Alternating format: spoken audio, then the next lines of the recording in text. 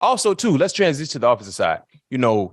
A move that happened during the offseason that a lot of people was like, okay, yeah, this should be good, but I think it's going to be huge. Allen Robinson. What have you seen from Allen Robinson so far throughout this entire offseason period? And what are your expectations for him? Because, I think he's more than a serviceable guy. He can be a big time contributor. Didn't really put the numbers that we thought he would do with the Rams last year, but heck, everything they had going on was kind of a disappointment. But how has he looked? It was, they had a disappointing year. I think they won in the Super Bowl. They were like, but how has he looked though? Yeah. What's up with Robinson? How he's been looking? Man, Allen Robinson has been looking great. Is it Allen Robinson the third? If I'm not mistaken, I think he got. I know he got a couple of dashes behind his name, but yeah, Allen been great, man. To see him getting back into the thick of things, obviously dealing with some injuries last year with the Rams, like you said, didn't have the season. Allen Robinson II did end up having a season that he wanted to have in the Rams in totality as well. But seeing him out on the field, moving around, he's been moving around great. And that's good. What's going to be crazy is to see when we see Pat, when we see Diontae, when we got doggone Greg, then we got him. You got Najee. That's like 5 home run hitters, guys that can move the chains, guys that you need to account for.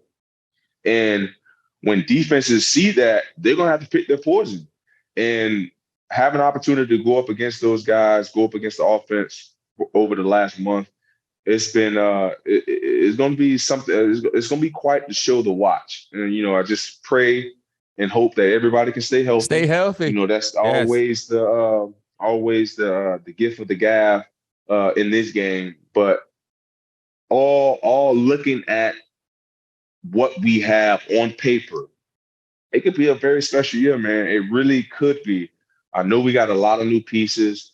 I know we got a bunch of new faces, unfamiliar faces, but we have ball players here. And that's what I come to understand ever since I stepped foot in this building, that guys love ball. They want to talk ball, and they want to be around ball. And that's important to me because I want to be around guys that think and move like me. You know what I mean? And that's what's going to help you be more successful. Yo, Pat, so throughout your professional career, you've had the luxury of being around some talented wide receivers. Larry Fitzgerald in Arizona, Justin Jefferson in Minnesota. When you look at Diontae Johnson and George Pickens, right? I know it's been the offseason regimen, but what have you seen from those two guys? Let's highlight Diontae first, because I like Diontae game. I think he's one of the smoothest route runners in the National Football League, but oftentimes, he faces a lot of criticism from fans. They are very, very critical of Diontae, but I love his game. And, I know some people complain about the drops, but, there are a few wide receivers that don't drop anything. Everybody ain't Larry Fitzgerald. You know what I mean? Yeah. Larry Fitzgerald probably has more caused fumbles in his career than drop passes. Right. You know what I'm saying? But in regards to Diontae, I love his game, and I think he's going to really take off, especially with a year under his belt working with Kenny Pickett. But what have you seen from Diontae? And then, same question for you with George Pickens. Man, it's crazy you say that because Diontae just posted a picture of me and him just wrapping it up, chopping it up on a football field. And I had the iPod, the tablet in my hand. We were just talking about, stuff that was going on in practice. Yep. And what pleased me about him is, like, you don't see most receivers pulling aside DBs and be like, man, what I could have done to do this better. Yeah. Or what did I give you to make this so easily accessible to you? Like, what did I show you? And that moment, that's what made me know and understand, like he gets, not only that he gets it, but he wants to be great. He want to be remembered. Yeah. Like it's not many guys that you run across that have those mannerisms. And for me to see that, man, I'll never forget that conversation we had last year when Ryan Tannehill was talking about obviously his job was on the line and not being able, didn't want to, I don't know what it was, not mentor or give information to the younger quarterback.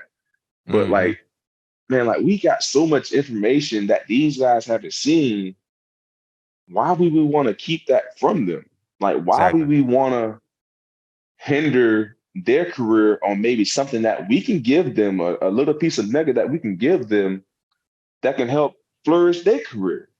You know what I mean? So, not to backtrack, that kind of, rubbed me the wrong way. But just to have those conversations with Diontae, it just showed me that he just don't want to be a guy. He want to be remembered. He want to be a difference maker, which he is. Now he just have to get the opportunity to continue to show that.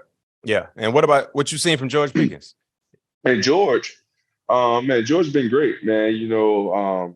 Big guy. Who George reminds me of is a DeAndre Hopkins. Like, he's one of those guys that's going to catch everything that comes his way. Yeah. At least from what I've seen. I forgot to mention that you played with D-Hop as well. I forgot about that. Yeah. For what I've seen in practice, he's going to catch everything thrown his way, aggressive. He got that attitude. He got that dog mentality. And he want all the action from whoever. He want it.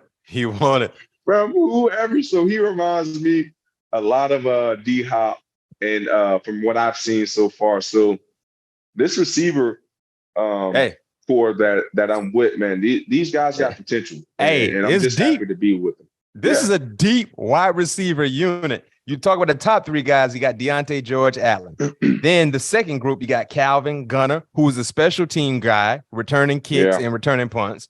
Miles Boykin. Then you got Anthony. Is Anthony Miller finally healthy? Yeah.